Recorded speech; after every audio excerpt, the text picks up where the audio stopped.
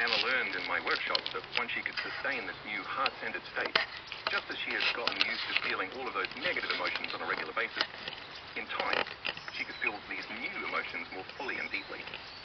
Of course, it took quite a bit of effort to trade anger, fear, depression, and resentment for joy, love, gratitude, and freedom. But Anna never gave up. She knew that those elevated emotions would release more than 1,000 different chemicals that would repair and restore her body, and she went for it. Anna then practiced a walking meditation I designed in which she walked as her new self every day. Instead of sitting down and meditating with her eyes closed, she started these meditations standing up with her eyes closed. While standing, she got into the meditative state that she knew would change her state of being, and then while still in that state, she opened her eyes, staying in a meditative state, and walked as her future self. By doing so, she was embodying a new habit of thinking, acting, and feeling on a regular basis. What she was creating would soon become her new personality. She never wanted to go unconscious again and return to her old self. Because of all this work, Anna could see that her thought patterns had changed. She was no longer firing the same circuits in her brain in the same way, so those circuits stopped wiring together and started pruning apart. As a result, she stopped thinking in the same old way.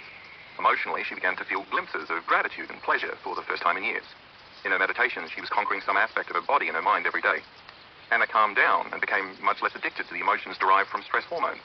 She even started to feel love again, and she kept going, overcoming every day on her way to becoming someone else.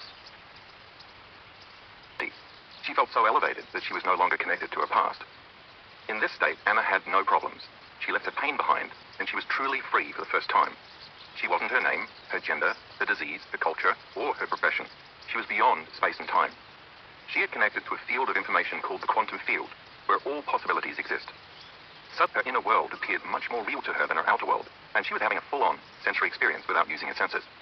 The moment Anna experienced this new life in the meditation, a burst of joy and light came into her body, and she felt relief on a deep, visceral level. She knew she was something or someone greater, much grander than her physical body. In this state of intense joy, she felt such delight and such immense gratitude that she burst into laughter. And at that moment, Anna knew she was going to be okay. From then on, she developed so much trust, joy, love, and gratitude that her meditations became easier and easier, and she began to go much deeper. As Anna moved out of her past, she felt this new energy opening her heart further and further. Instead of seeing her meditations as something she had to do every day, she started looking forward to them. It became her way of life. Doing the work became her habit.